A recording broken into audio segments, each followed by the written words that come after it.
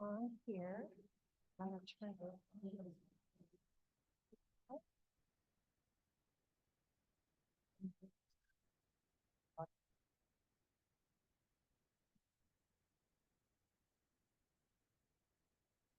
Good morning, everyone. I guess we'll go ahead and get started.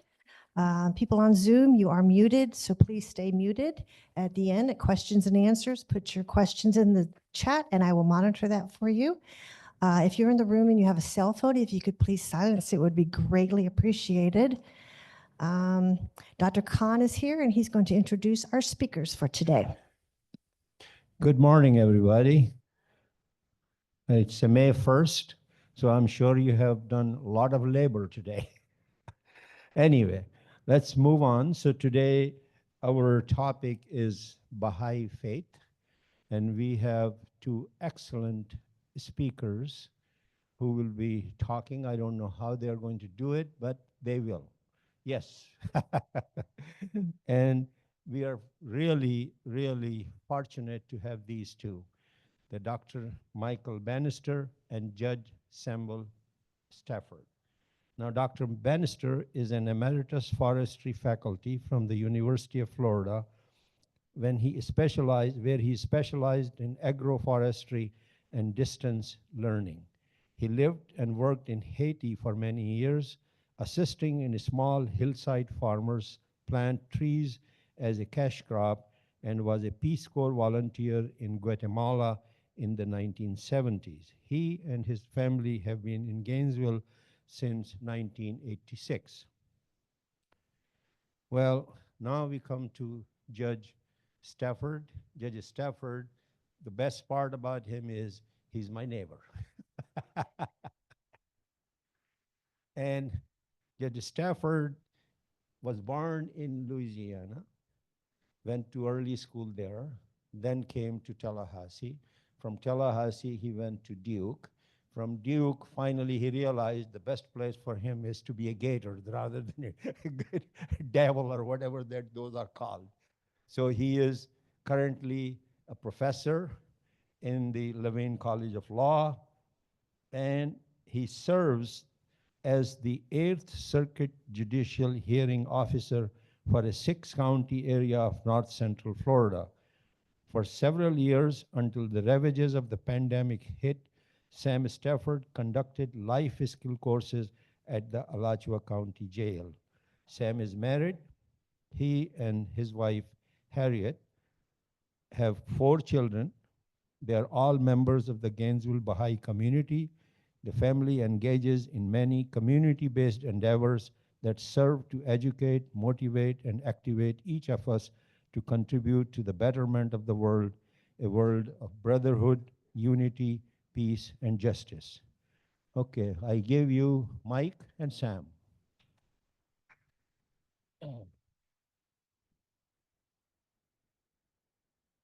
Good morning, everyone. And thank you to Dr. Khan, even though I'm not his neighbor, for organizing this series of lectures as part of the Okamek Institute for Learning and Retirement. Sam and I would first like to share with you that there is no clergy in the Baha'i faith, and we have no special training in religion.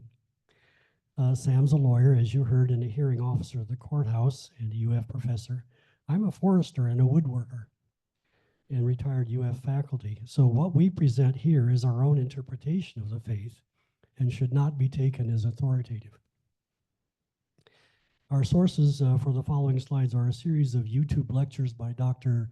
John Hatcher that can be accessed easily on YouTube, and a booklet entitled The Spiritual Path to Unity and Social Justice, copies of which you may find on the back page.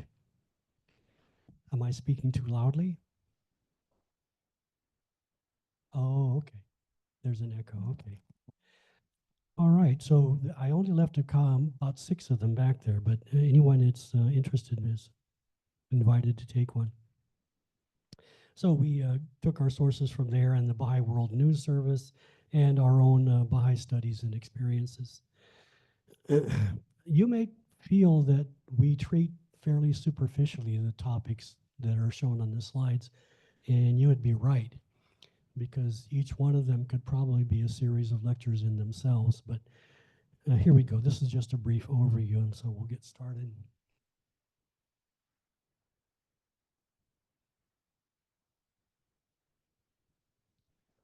There we go. So the Baha'i faith began in Persia, modern-day Iran, in the middle 1800s. With the coming of two messengers, we use the term manifestation, meaning prophet or messenger, in that they make manifest the will of God to humankind. The Bab, whose name was Ali Muhammad, was a merchant from the city of Shiraz. In some ways, he might be compared to John the Baptist, because his principal message was to announce the coming of the promised one of all ages, which was Baha'u'llah. The Bab attracted many tens of thousands of followers in Iran and was therefore considered to be a threat by the government and especially by the clergy. In fact, this is still true today. The Baha'is are still persecuted in Iran and denied higher education.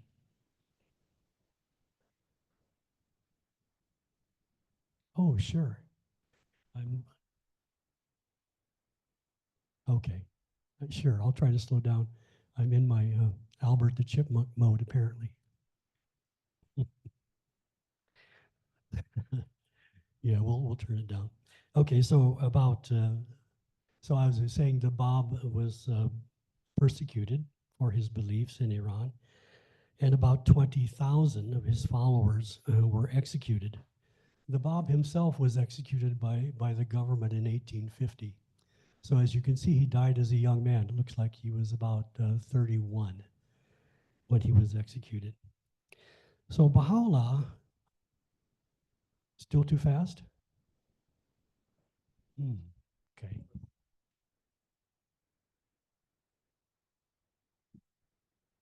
Yes, good point. Okay. Baha'u'llah is a title. It means the glory of God. And his real name was Hussein Ali. He was originally one of the principal followers of the Bab. He was the son of a minister of state, but because he believed in the Bab, he was himself imprisoned first and then exiled, first to Baghdad, then to Constantinople, and then to Adrianople, and then finally to Akka. Akka was at that time in what was called Palestine, now Israel, but it was a walled prison city operated by the Ottoman Empire. And he died in 1892, still nominally a prisoner of the Ottoman Empire.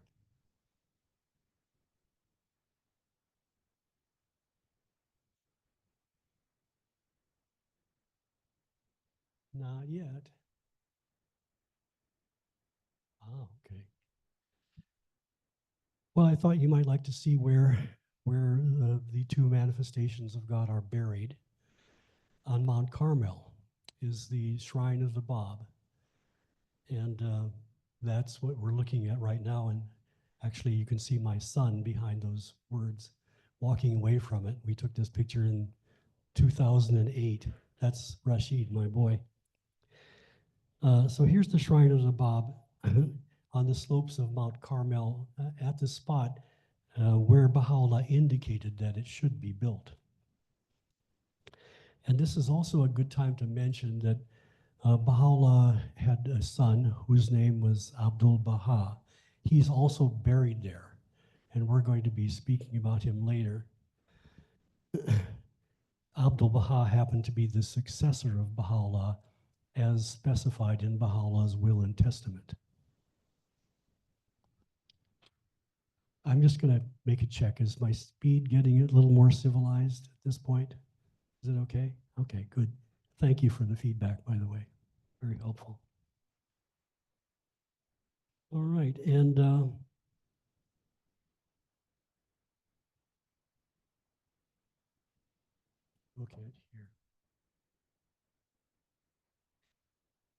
and can't advance either.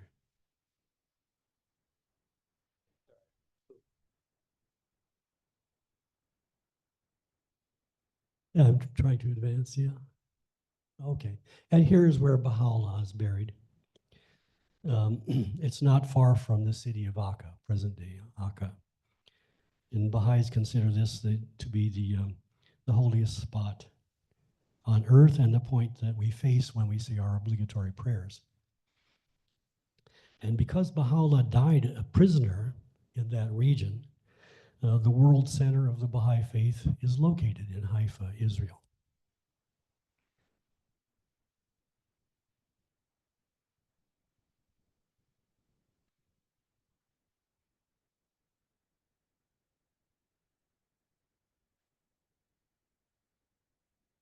I can do it.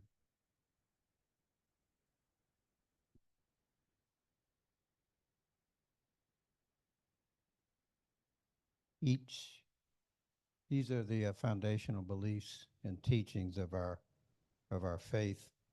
One of the things I hope you all realize already is the parallelism with other world religions, many of which you have been exposed to in this excellent program here.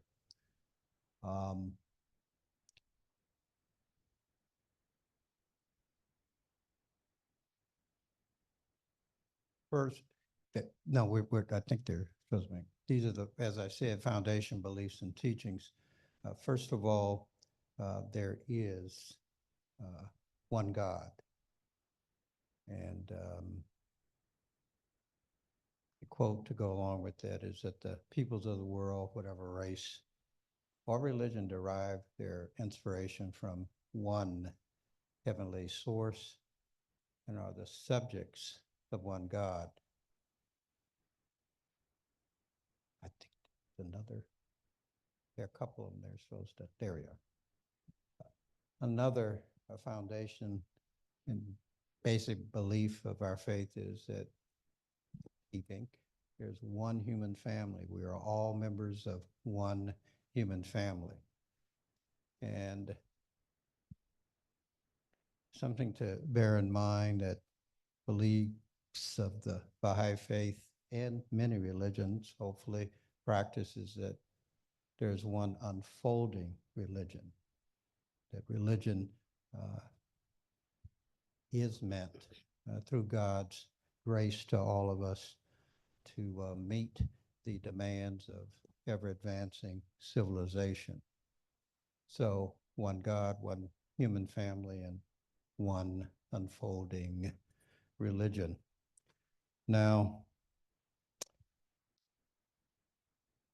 Baha'is believe that the essence of God is unknowable to humans, and a reference has been made already to manifestations of God, and it is through these manifestations, and we're going to address several of them, that we get to know God's will. These manifestations over time bring what are called divine laws, ordinances that are appropriate for each epoch or age of humankind, so that we might develop first spiritually as individuals and, of course, as societies. Now, this process never ends because human beings, human nature continues to evolve, and that's why we have the, quote, basic principle of an unfolding religion.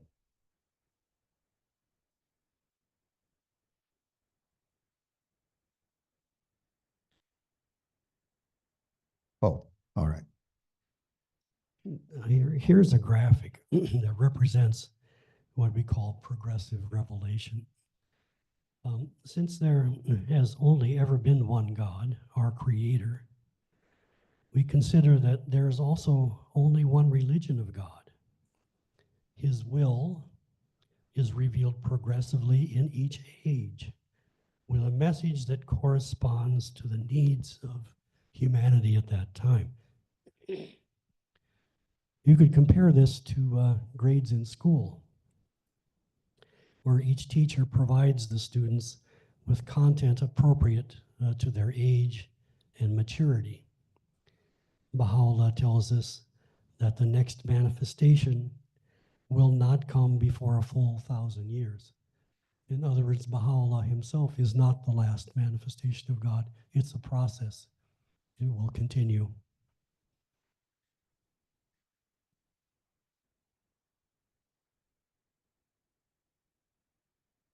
Baha'u'llah wrote actually an entire book on this subject. It's called the Book of Certitude. And actually, this is it. You can see how many markers I've got stuck in it. It's a fairly large book. But he wrote that in Baghdad in 1862, over a period of 2 days and 2 nights, the whole book. If you like, I could. This particular slide is illustrative of the city of servitude.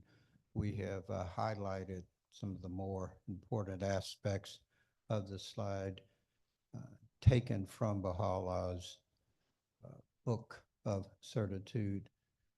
As was stated, about once in 1,000 years, which I think will probably eclipse all of us here in this room, this city, which in essence will be renewed and readorned. The city is a metaphor for the Word of God. And as was stated, the Word of God is evolving to fit the needs of humanity at that particular time. And you can see that there are several messengers referenced here, like Jesus, of course, Muhammad, etc. And with the previous slide, which we're not going to go back to, the excellent, colorful slide, it's an example of progressive revelation, the different messengers that have come to humankind through which God's messages to humanity is shared.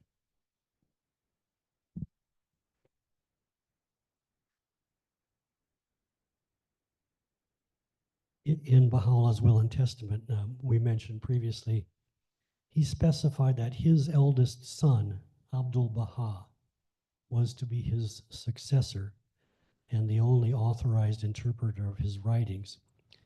And Abdul Baha tells us that each manifestation brings 2 kinds of spiritual laws.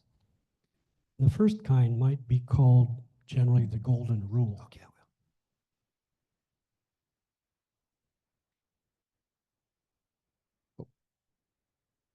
In Baha'u'llah's Will and Testament, he specifies that it's, of course, his eldest son, Abdul Baha, was to be his successor.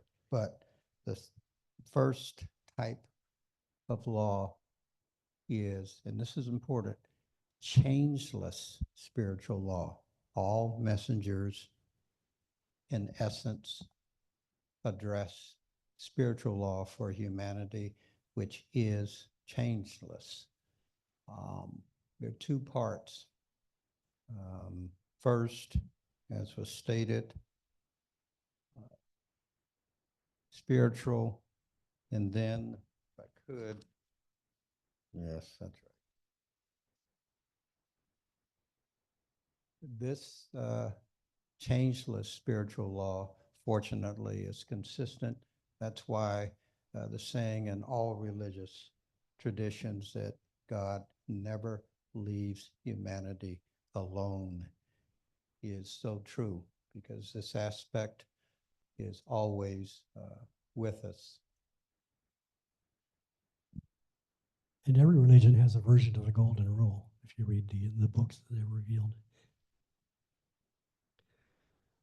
But there's a second kind of spiritual law, and this kind changes with each revelation according to the condition of humanity at that age.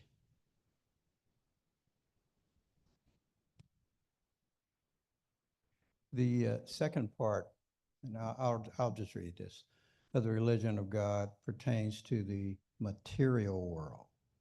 And it concerns things like, which we've heard in previous presentations, prayer, fasting, worship, marriage, divorce, legal transactions, penalties for punishment, things of that nature. It is changed and altered, frankly, for coming up with policies that fit the society, the development of humankind at the time that that manifestation was the conduit through which God's policies, expectations, etc., were communicated to humankind. And we'll try to give you a couple examples. For instance, in the Baha'i faith, we have obligatory prayers that we are required to say. There's a choice of 3 of them. There's a short one that can be said around noon. There's a long one that takes quite a time, and it has prostrations with it and everything.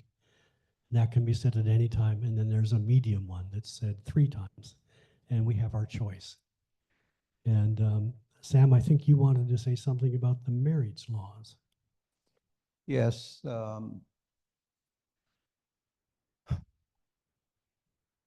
First of all, before I became a Baha'i, one of the things that attracted me to the faith was the marriage laws, which are in essence the following, and I hope that you'll see the utility of this particular aspect of the Baha'i faith. All living relatives, more so father, mother, of both the groom and the bride, must give written permission for the couple to marry. Now you may say, in this day and age, especially in the culture here in America, that's kind of restrictive. But if you think back perhaps to the period of time that you got married and how long you were married, you just don't marry each other. You marry the families, and you need the support of the families as much as you can secure it. So while it may seem on the surface onerous, there's a practicality associated with this particular law. I will state that it's the parents of either the bride or the groom, of course, that are living. I know in my case, when I got married, my father was deceased. So we, of course, went with my mother.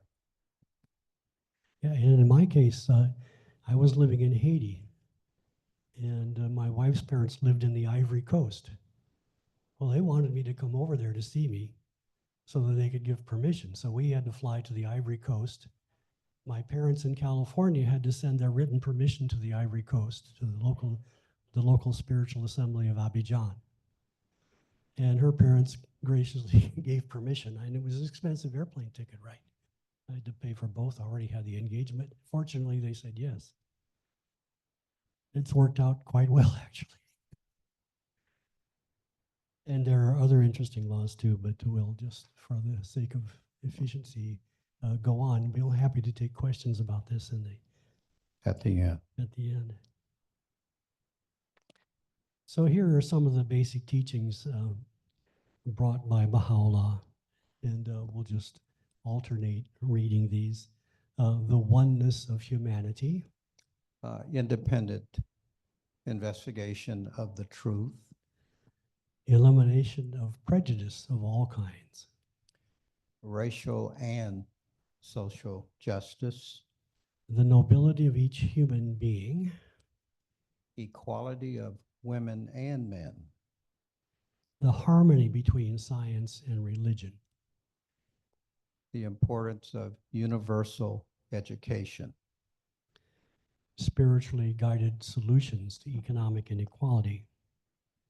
and of course, justice and equality as foundations for world peace. I just make one comment on the universal education related to the equality of women and men. Mahala says, if parents have money to educate only one child, it'd be the girl child first. And if I may quickly comment on that, that is because, as we all know, mothers are the first teachers of their children and hence the next generation. So it is more important to educate, if you have a choice, the girl.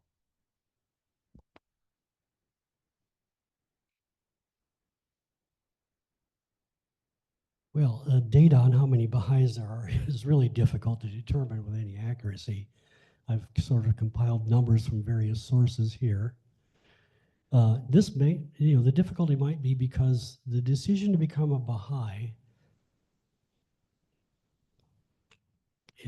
it happens in a person's heart when they come to believe that Baha'u'llah is the manifestation of God for this age, and then they agree to do their best to obey his laws and ordinances. So it's not something that's an administrative function. It happens to a person inside of them. And also because Baha'is don't really consider themselves as separate from the rest of their brothers and sisters around the world. In fact, to the contrary, Baha'is are eager to work with like-minded people to improve society.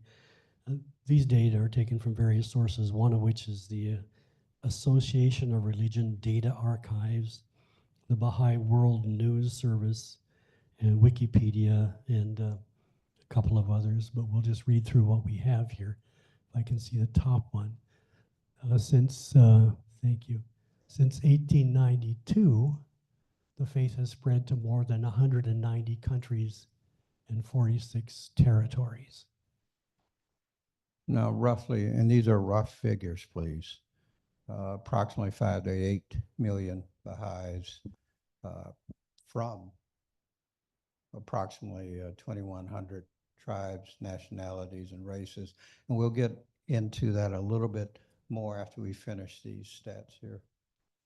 Of course, as you might expect, Iran has a large number of Baha'is, around 300,000, and it's the largest religious minority in Iran. In the US, this looks very strange because the span is from 150,000 to 500,000, which is an indicator that the data is not very accurate. As might be expected, fortunately, the largest number of Baha'is are in India, as is stated there, about 2 million and growing. You see some of the other countries. Who would like to? No, I guess I better tell you. DRC stands for the Democratic Republic of the Congo, in case you're wondering.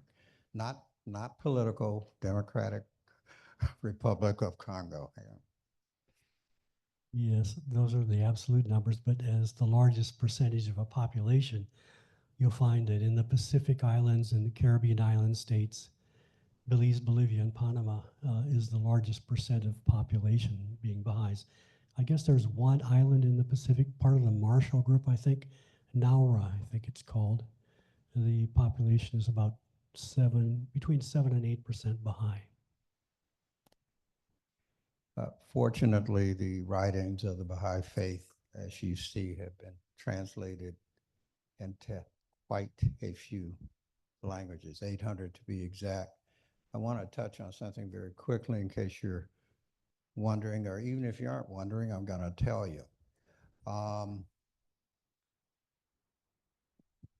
little personal here, but objective. It took me 23 years to become a Baha'i. Because, as Michael said, it's the heart and what you're exposed to in the world, in the Baha'i faith, etc. More than that, just because you are a child born into a Baha'i family with one or more parents who are Baha'is doesn't automatically require or necessitate you becoming a Baha'i. It's a choice. And I think at the age of, what, 15, that's the earliest age that you can make that choice and decision yourself. So the expectations, again, are individual from the person's heart. Thank you. Well, as you can see, it's a worldwide faith, and we'll get an indication of that by looking at some of the Baha'i houses of worship around the world. So if you could just advance the slide there. Here's the oldest one still standing. Some of us here in this room may have visited this one. And you can see they're all going to be in the form of a dome with 9 entrances. And the Baha'i houses of worship are open to all people of all religions. They may go and worship there. And that's sort of the nine doors are sort of a metaphor for all the religions of the world. Now, Wilmette may not mean anything to you, but that's just outside of Chicago, here, Chicago, Illinois. And this one is interesting because Abdu'l-Baha, the son of Baha'u'llah, visited the United States in 1912. While he was here, he laid the foundation stone for this building. Okay, let's go to another one. So there are currently 14 Baha'i houses of worship. We won't show them all, but I'll just cite them as we look at the Mother Temple of Africa here in Uganda. You can see the dome, and they have 9 doors. I have been there. I have practiced there, etc. The uniformity of the houses of worship worldwide on all of the continents brings a excellent sense of continuity to the faith. So there are currently temples in Australia, Cambodia, Chile, Colombia, the Democratic Republic of the Congo, Germany, India, Kenya, Panama, Papua New Guinea, Samoa, Uganda, and the United States, and Vanuatu. And plans are underway to build national houses of worship in Brazil, Canada, and Malawi. There are local houses of worship also being constructed in Baturi, Cameroon, Bihar Sharif, India, Kanchanpur, Nepal, and Winilunga, Zambia.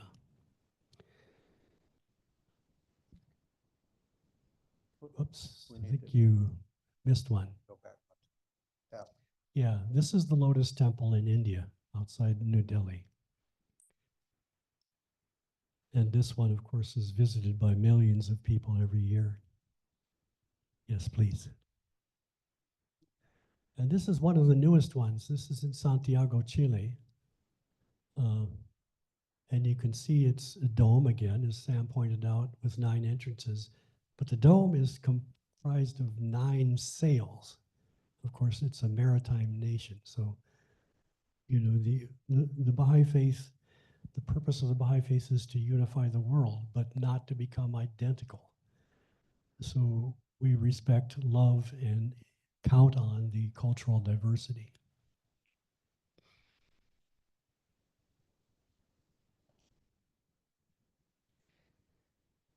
The principal goal of the faith is the unification of the world's people into one human family.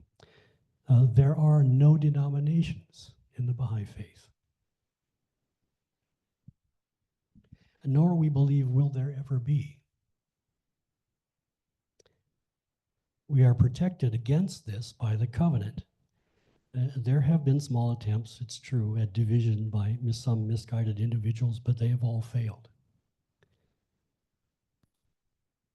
The covenant, as is stated here, is of course, the eternal covenant that I made reference to earlier, that you'll never, and humankind has not ever been left alone by the messenger's manifestations.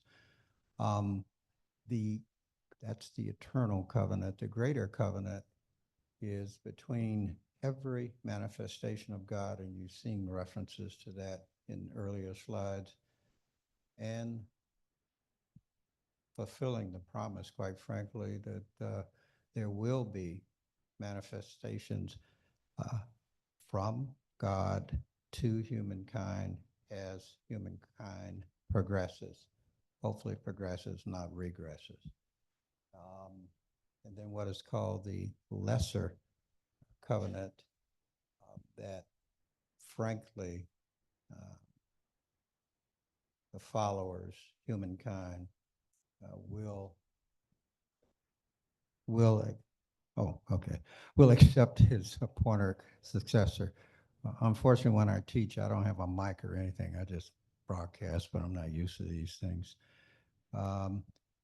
What is significant is cutting down on divisions or sects, etc., is frankly, and we're going to get to this, the will and testament, which has a clearly ordained and defined succession of the, quote, principal figures of our faith. Now, the last I hope we'll focus on, if I may, Michael, and that is in the Baha'i faith, the original writings of Baha'u'llah and his successor, Abdu'l-Baha, including the reference to the will and testaments, are available, known, and dispersed. That's why we have the 800 or so different languages. And these are the original writings from this manifestation, not passed through or interpreted by anyone, which to us is significant.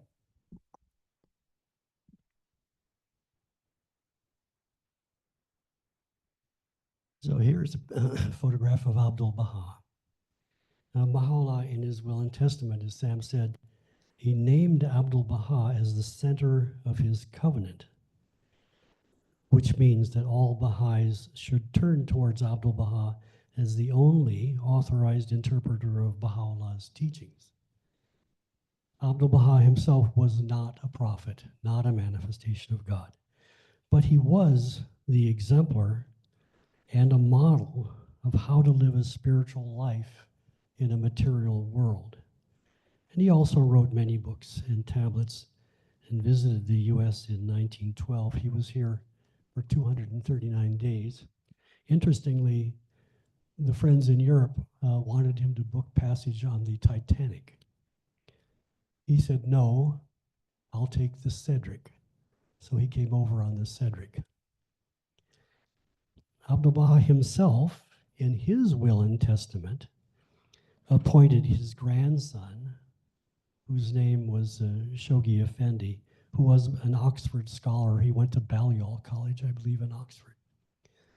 He appointed Shoghi Effendi after his passing as his authorized successor. But Shoghi Effendi passed in 1957, and you can see his tomb actually outside of London. If I could, just for a second, so that this isn't lost on our audience, what is Abdu'l-Baha's relationship to Baha'u'llah? Well, he's his son, his first son. Actually, his name was Abbas, A-B-B-A-S. Abdu'l-Baha is a title. It's the servant of Baha, the servant of the glory, which means the servant of his father. And also another interesting thing about Abdu'l-Baha is that he was knighted by the British government just after World War I because of the efforts he made to mitigate the effects of famine among the people of Palestine at that time. So Shoghi Effendi, the grandson of Abdu'l-Baha, was the appointed successor. He died in 1957. And now, as specified by Baha'u'llah, the Universal House of Justice, an elected body of 9 individuals with its seat in Mount Carmel, is the authorized head of the Baha'i faith.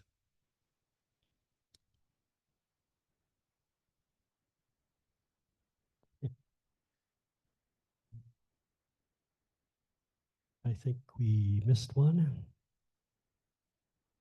Yeah, there.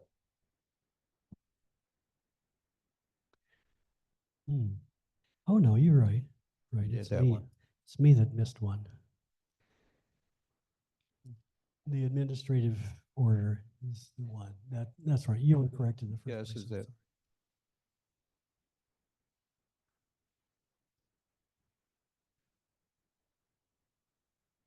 The slide putting forth the factors of the administrative order of our faith moving forward since the death, of course, of Shoghi Effendi. The whole community, this is worldwide now, it's governed by institutions established by Baha'u'llah.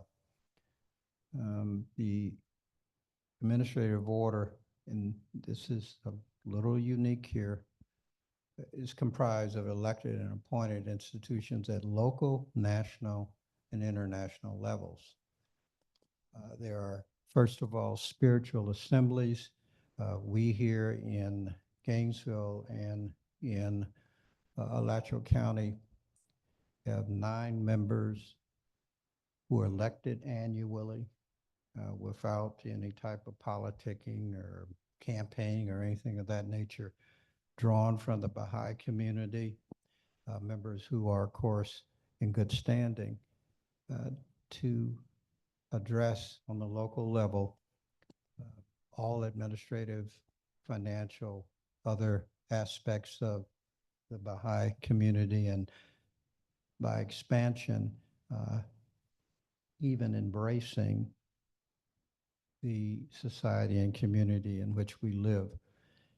Each nation has, where Baha'is are, a national spiritual assembly, again, 9 members. I was fortunate enough to be elected a couple of months ago to be the delegate to go to the national convention where I was last week to vote on behalf of the unit here in Florida that I represented for the members of the 9 people on the National Spiritual Assembly for the United States of America. And then, of course, as Michael has referenced, the Universal House of Justice, 9 members who are there in IFA. And these elections are held without nominations.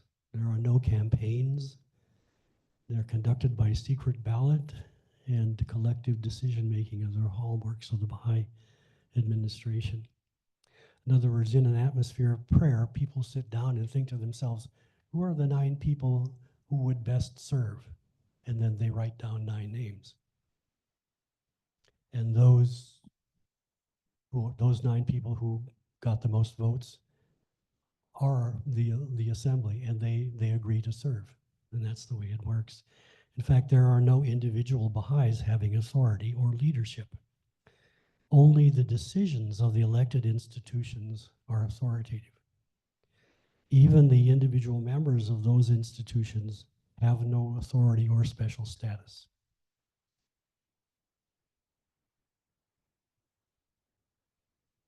So here is the seat of the Universal House of Justice on Mount Carmel, established by Baha'u'llah. It sits on an arc that goes around across the face of Mount Carmel, where there are 3 other buildings, I think: the archives, the Center for the Study of Sacred Texts, and the International Teaching Center. They're all in the same style of architecture.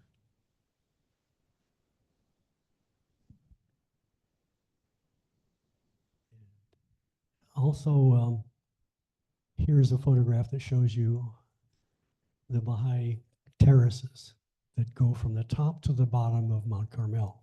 There are 19 of them. And the shrine of the Bab is right in the middle.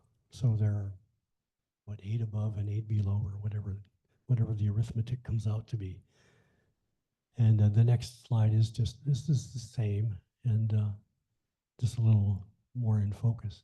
And if I may, for people who may have traveled or even attend, these are the famous Baha'i, they're called the Baha'i Gardens. But as we have tried to impress upon you, this is the shrine, um, but it's called the Baha'i Gardens. If you were to extend that highway straight on out, you'd run into the port or to the ocean. I think the local government of Haifa actually moved that street a little bit to align with the terraces when they were being built, because it's such an attraction to the city of Haifa. That's right. When I was there in '98, they were in the process of literally moving that street over to the right so they would, like Michael said, so they would line up, because it used to be further over to the left as you look at it. And that's quite a testament to the government and the country to do something of that nature. All right, let's go to the next slide. All right, I know it's kind of late in the day to get into the purpose of life. Nevertheless, we'll alternate the readings of these and discover what Baha'is are actually doing in the world today. The purpose of life, we feel, is to know and to love God and to carry forward an ever-advancing civilization that will unify the world into one human family. And if I may, this slide says this is a special time for humanity. All time is. And because humankind passes through several stages, infancy, adolescence, etc., we believe and know that at this stage, humankind is in its adolescence. And if you think back, not to yours, but to any children or grandchildren, you know, that's a period of time of growth, yet slight turmoil. We stand, humankind, at the beginning of its maturity, and hopefully you can see unification of the human race is extremely important. Again, a reference to peace and global civilization coming together.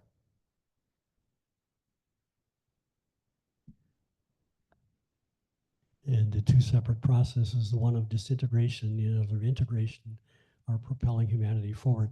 So the one of disintegration, the Baha'is are not really involved in, except insofar as we're members of the human race with our own faults and things. The one is propelling humanity forward, integration, is the one that Baha'is are addressing directly. And that is emphasizing unity and the fact that we are one and that we are, quote, more alike than we are separate, no matter where we come from, no matter what we believe. Okay, we're going to jump ahead a little bit in the interest of time, because we would like to share about a 4-minute video at the end here, which we are at the end. This is the local Baha'i website. It's Baha'iGainesville.org, and you can see some activities that we have going on. And on the side table over there, I've left a bulletin. There's only 6 copies of it that shows the local activities and where the Baha'is can be reached in Gainesville. Inquiries are always welcome. And also we have several core activities going on in Gainesville, including children's classes, study groups, junior youth spiritual empowerment programs, and devotionals, where we talk about have elevated conversations about spiritual issues. And now we just want to show you this video, and it's interesting because it's just 4 minutes, if it's okay. Is that all right? It's a song, and it's by Van Gilmer and his family that are personal friends of Sam, and he may want to say something about that. Yeah. My wife grew up with Van in Greensboro, North Carolina. We are close to his family. Van is and has been for quite a few years, the musical director of the Baha'i Temple in Wilmette, just outside of Chicago. So hopefully, I think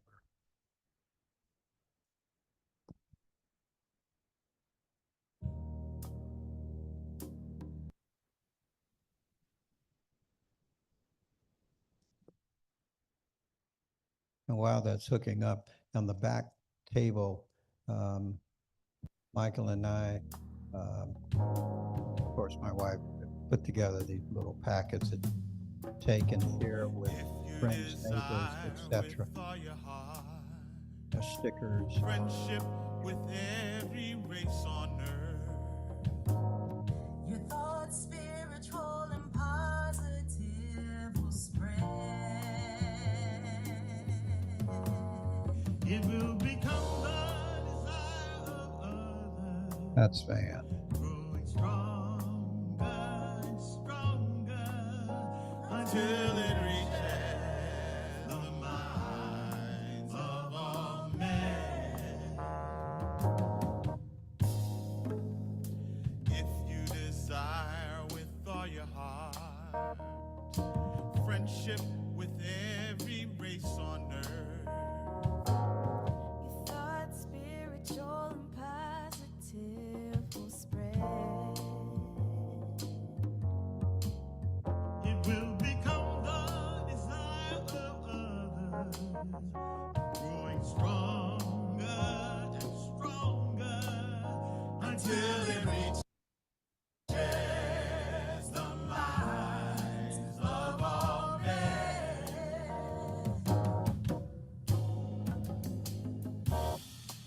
You've got to find the source, my friend. It's not so hard to do.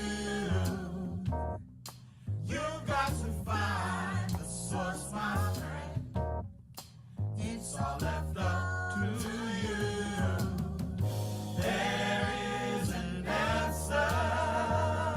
A new day's coming soon. You've got to find the source, my friend. Get your hearts and minds in tune.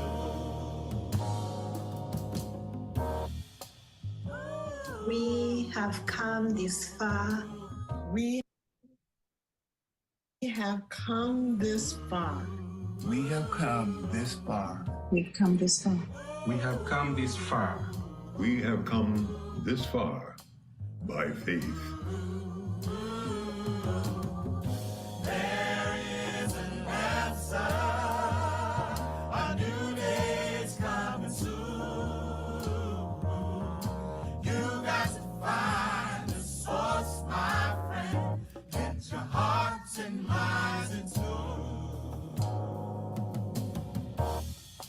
Don't be patronizing to me, my friend, and I'll try not to be suspicious of you. If you show me your genuine friendship, I will try to warmly respond to you. We have come this far by faith. Tumefika mpaka hapa kwa imani. We have come this far by faith. Hemos llegado tan lejos por fe. Nous sommes arrivés aussi loin par la foi. There is an answer. A new day's coming soon. You got to find the source, my friend. Get your hearts and minds in tune. Get your hearts and minds in tune. Get your hearts and minds in tune.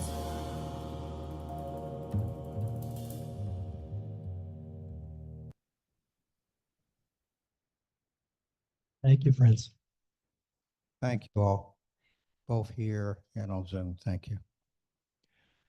Okay, so you can ask questions. Please raise your hands. Okay. Hi.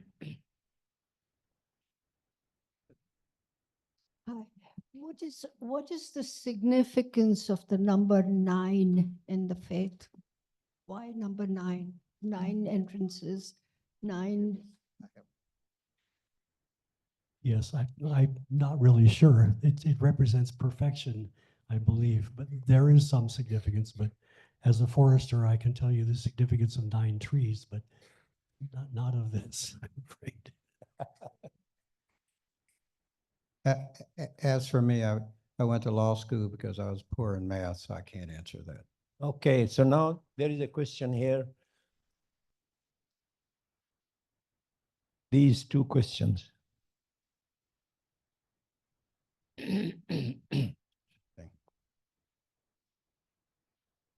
First of all, it should be known that Baha'is worldwide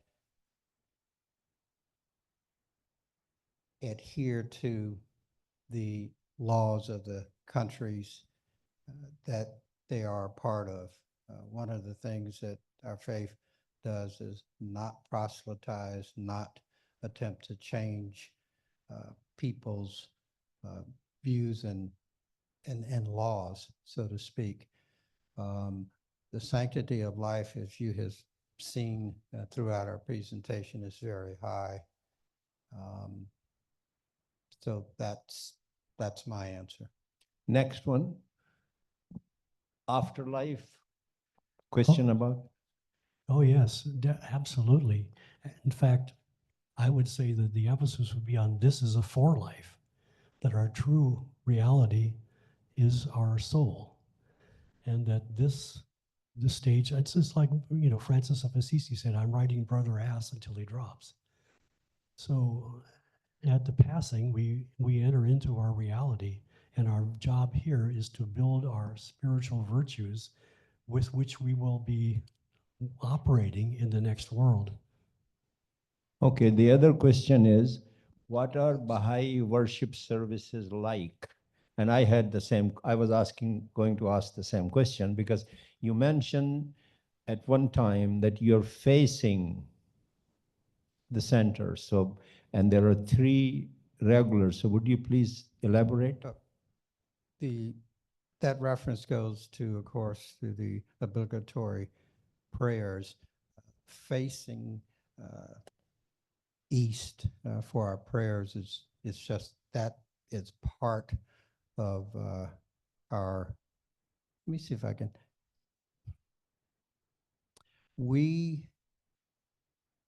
first of all, I'll state categorically that any and everyone, whether you're a Baha'i or not, are welcome to our services. Secondly, our services are more like, they happen every 19 days. They're called feast, and they're more like a gathering of the community where we discuss either pronouncements, new matters that we have received from the Universal House of Justice, concerns and challenges that the community where we reside may have, collective discussions and decisions about what is best for the community. There is a degree of singing, of course, reading, as in most faith traditions, of prayers, scriptures, things of that nature. That's all I have. Any other? Yes.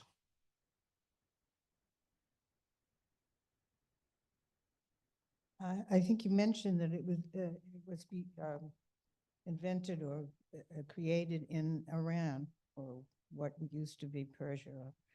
How are they accepted now? Well, in a word, they're not.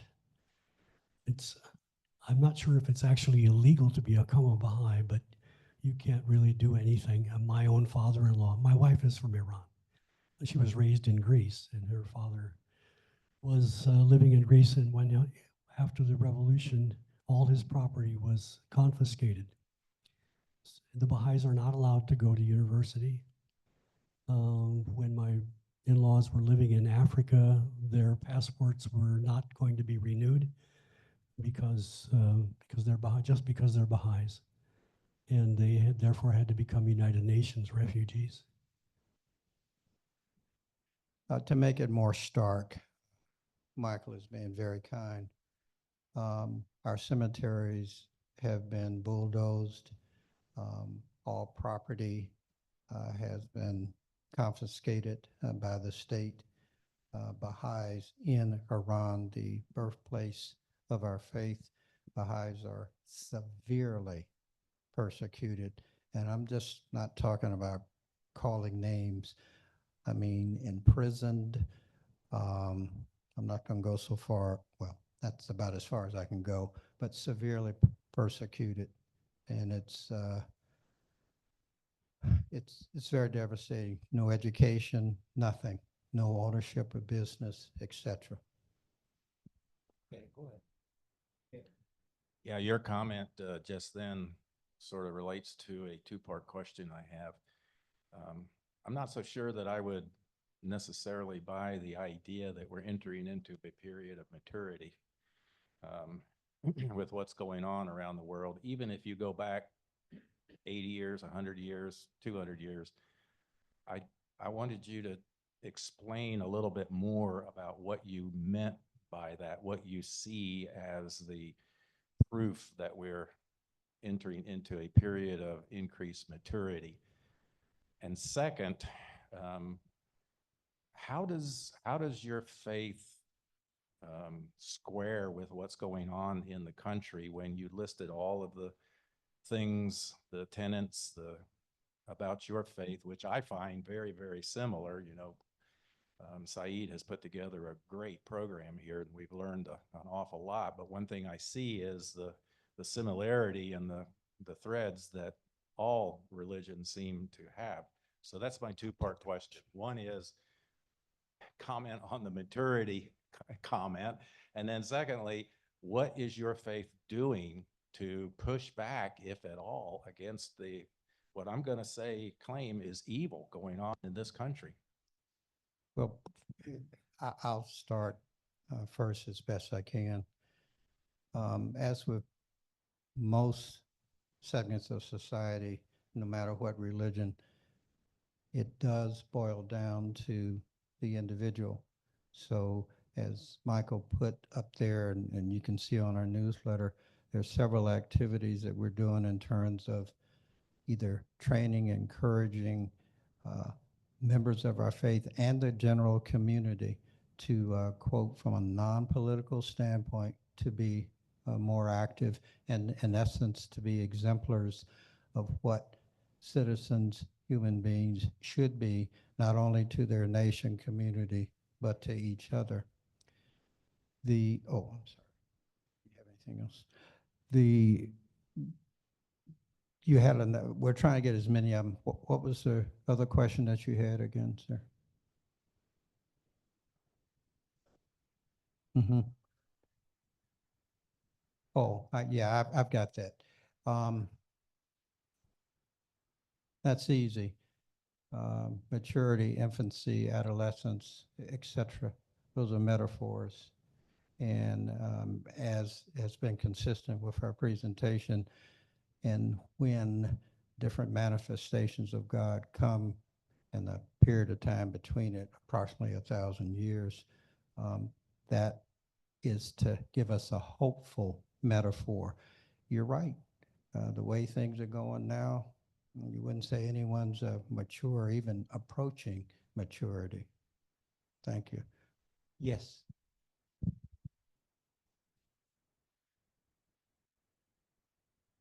That's the same question of several of our speakers over this series. Mm-hmm.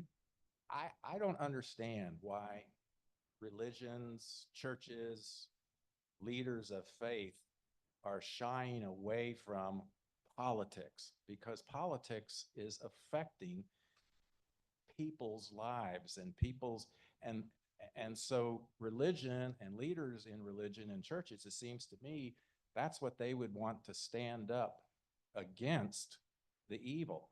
I mean, Jesus Christ did that, stood up and did a whole bunch of violent things. Yep. No, I could.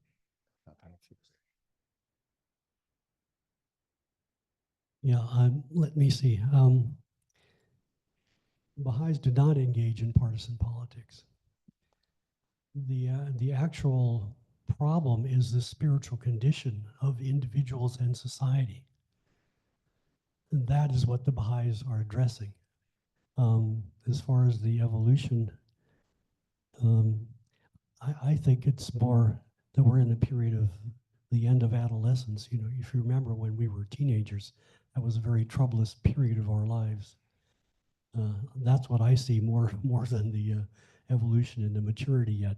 But the Baha'is are not really involved in the process of the unfolding of the old world order, as we call it. I understand the frustration when you see all that's going on in the world today. But I think if we look at history, taking sides means to divide one faction against the other in many cases, or at least that's how it's perceived. But the Baha'i faith seeks to unify the world. So if there were, for example, Baha'is belonging to various political parties, they would force be against each other in many ways. Baha'is, in fact, do not belong to political parties and do not engage in partisan politics because we believe that there are other ways to grow spiritual individuals and spiritual societies through certain activities that have been developed by the Universal House of Justice that we are undertaking, like social and economic development programs. We kind of skipped that slide for the time. And the core activities are devotionals and junior youth spiritual empowerment groups, etc. It's a big subject. I'm not very qualified to address it as a forester, but yeah, that could. I have a question. Thank you. A wonderful presentation. Thank you. Those beautiful buildings, who pays for those? And how do you get the architects? I mean, they're just beautiful and they're not cheap. And I'm just wondering what if there are dues required to become members of the church and how that works. Thank you. Excellent question. Your questions too. Excellent. First of all, you should know that from time immemorial, only Baha'is can give to the Baha'i faith. So who pays for them are Baha'is worldwide. Secondly, in terms of the consistency yet beautifulness of each of our temples on the different continents, the architects, by and large, have been Baha'is themselves, trained in various professions, engineers, etc. So please take that to heart. I think, if I may, going back to one of your two questions, humankind has always faced a dilemma, spiritualness versus materialism. And Baha'is have and continue to work to enhance more spiritualness as opposed to downgrading an emphasis on materialism. One of the things I teach my students is this: it's better to be around and to influence the present and future generations, elevating them, so to speak, than to, in essence, just make a big splash one time and be wiped out. Your influence can't continue. These are problems that you brought up that all religions address, but these are problems that have been, will be, and each religious tradition is attempting to address. Sorry, guys, this thing got louder. Okay, so I think the last question, let's take it from do Baha'is vote? The Baha'is vote, yes, the Baha'is do vote. They don't discuss their votes publicly, though. It's kept to themselves, but Baha'is participate in all civil elections. Thank you. And I would like to thank both of you, the judge and professor and the professor judge, for this thing. And I also would like to thank you for coming. And this was our last of a series of lectures. I hope you enjoyed it. And keep the faith, as they say. Thank you. There are free things in the back